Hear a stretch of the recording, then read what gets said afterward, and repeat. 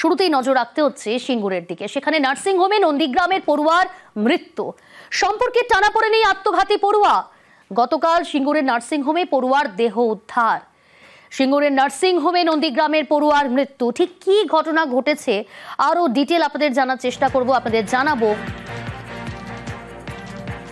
রানা রয়েছে আমার সঙ্গে। রানা, ঘটনাটা ঠিক কি ঘটেছে প্রথমে জানতে চাইবো।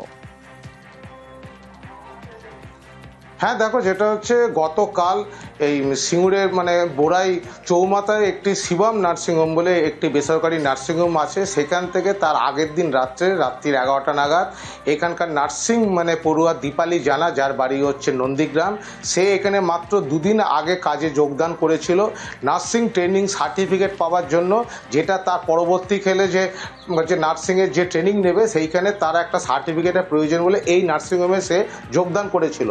তারপরেই গতকাল পরশুদিন ভোর মাঝরাতে তার যখন মৃতদেহ, ঝুলন্ত মৃতদেহ উদ্ধার করে নার্সিংহোম কর্তৃপক্ষ সিঙ্গুর থানায় নিয়ে যাওয়া হয়।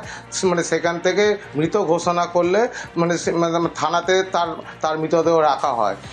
এই নিয়ে কিন্তু গতকাল উত্তেজনা ছিল এই সিঙ্গুরের বড়া এলাকায়। দফায় দফায় যেমন বিজেপি ও ডিওএফআই তারা রাস্তা অবরোধ করে বিক্ষোভ দেখিয়েছে। একেবারে রানার সঙ্গে থাকো, সেই উত্তেজনার ছবিটা একটু দর্শকদের দেখাই।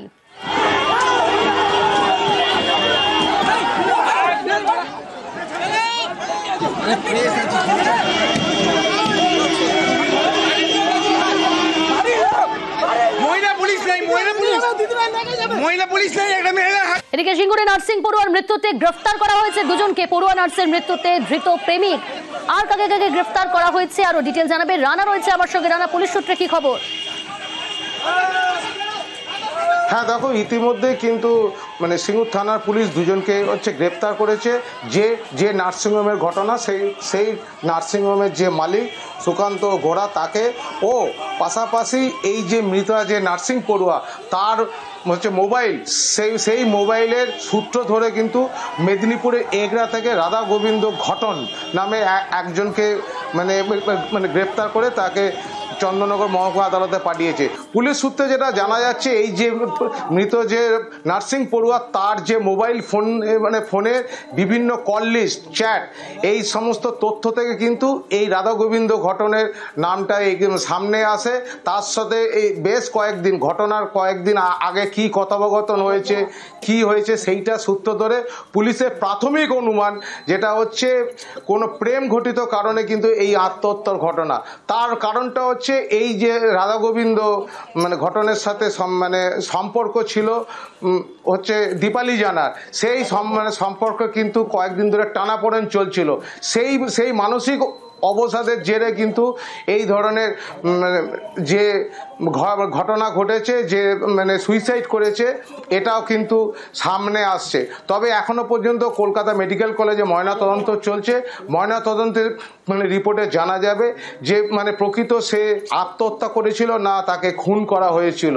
পাশাপাশি এই যে রাধা গোবিন্দ ঘটনকে ও নার্সিংহোমের যে মালিক তাদেরকে চন্দননগর মহকুমা আদালতে আজকে পাঠানো হলে 10 দিনের পুলিশ হেফাজতের নির্দেশ দিয়েছে আদালত।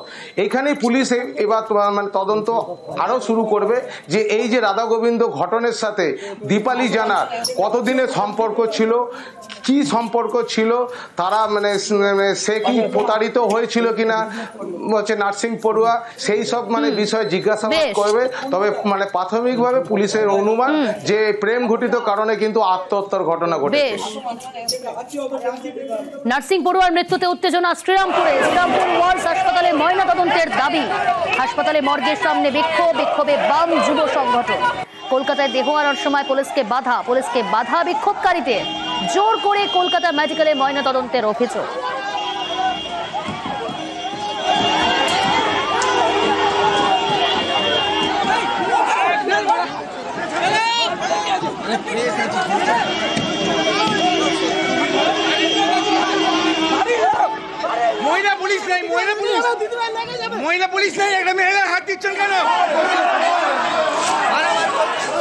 নার্সিং পড়ুয়ার ময়নাতদন্ত নিয়ে বিক্ষোভ, সে ছবি দেখাচ্ছি আপনাদের। শ্রীরামপুর ওয়ার্লস হাসপাতাল, তার সামনে বিক্ষোভ।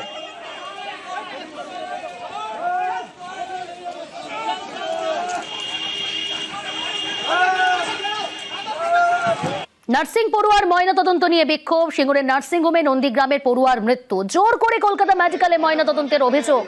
শ্রীরামপুরের হাসপাতালে ময়নাতদন্ত না করায় বিক্ষোভ। কলকাতা মেডিকেলের সামনে বিজেপি ও বামেদের বিক্ষোভ। অভিজিৎ রয়েছে সরাসরি আমার সঙ্গে। অভিজিৎ, দাবিটা ঠিক কি?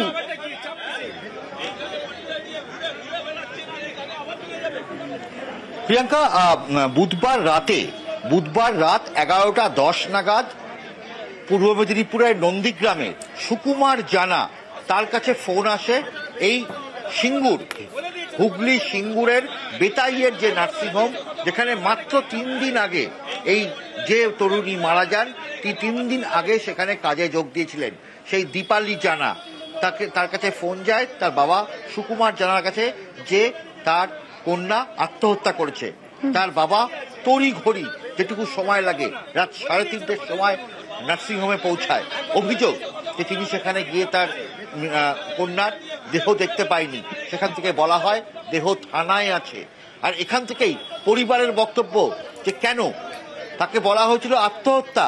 যদি সাধারণ আত্মহত্যার ঘটনায় ঘটে তাহলে কেন দেহ নিয়ে যাওয়া হলো তড়িঘড়ি, এবং কোন রকম তাদেরকে না জানিয়ে, কোন রকম সই সাবুত না করে কিভাবে দেহ কলকাতা পুলিশ মর্গে নিয়ে আসা হলো। কলকাতা মেডিকেল কলেজে যে পুলিশ মর্গ, অর্থাৎ সেন্ট্রাল এভিনিউ মোহাম্মদ আলী পার্কের ঠিক পেছনে এই পুলিশ মর্গে কেন তাদের বিনা অনুমতিতে তাদের কন্যার দেহ নিয়ে আসা হলো? তারা চাইছেন ময়নাতদন্ত বা পোস্টমর্টেম সেটা আলিপুর কমান্ড হাসপাতাল বা কল্যাণী এইমস বা অন্য যে কোনো all India institute of medical science বা এইমসে হোক। এবং একই সঙ্গে তার পরিবারের বক্তব্য যে তাদের মেয়েকে খুন করা হয়েছে, মার্ডার করা হয়েছে। ঘটনা ধামাচাপা দেওয়ার জন্যই তড়িঘড়ি দেহ এইরকম ভাবে এক জায়গা থেকে আরেক জায়গায় নিয়ে যাওয়া হয়েছে। যদিও পুলিশের পক্ষ থেকে বলা হয়েছে যে এই দীপালি জানার বিশেষ বন্ধু তাকে এবং নার্সিংহোম মালিক দুজনকে গ্রেফতার করা হয়েছে। আজকে তাদেরকে চন্দননগর আদালতে প্রডিউস করা হচ্ছে। তবে যে ঘটনা ঘটেছে তাতে এই কলকাতা পুলিশ মর্গেও বাম, বিজেপি এবং এসোসিয়াই তিনটি দলই তারা বিক্ষোভ দেখিয়েছেন। 3 দলেরই বক্তব্য যে বিজেপিরও যা বক্তব্য, সিপিএম এর রাজ্য কমিটির সদস্য মধুজা সেনরা এসেছেন, রয়েছেন নার্সেস ইউনিটির সম্পাদিকা সহ অন্যান্য সদস্যরা, প্রত্যেকেরই বক্তব্য যে যদি আত্মহত্যার ঘটনায় ঘটে তাহলে কেন ধামাচাপা দেওয়ার চেষ্টা চলছে, এবং এই নিয়েই তরজা চলছে কলকাতা পুলিশ মর্গের সামনে। প্রিয়াঙ্কা, ফোন করা তো অবশ্যই হয়েছে, প্রিপ্ল্যান করে তো ওটা হয়েছে, নাহলে আমার মেয়ের বডিটা ওখানে থাকলো না কেন? আমি যখন দেশ থেকে এসে রাত্রি 3:30টার সময় দেখি আমার মেয়ের বডি ওখানে নেই, কোনো কিছুই নেই। ওই হসপিটাল কর্তৃপক্ষের বিরুদ্ধে সন্দেহ। এখন চাইছি সঠিক তদন্ত হোক, তদন্তমূলক যিনি দোষী হবে তার উপযুক্ত সাজা হোক, এটাই আমি কামনা করবো। আমি চেয়েছিলাম এমসি না হলে কমান্ডে চেয়েছিলাম আমি। ওর কি কারোর সঙ্গে রিলেশন ছিল মেয়ের? না, আপাতত আমার অজানার বাইরে।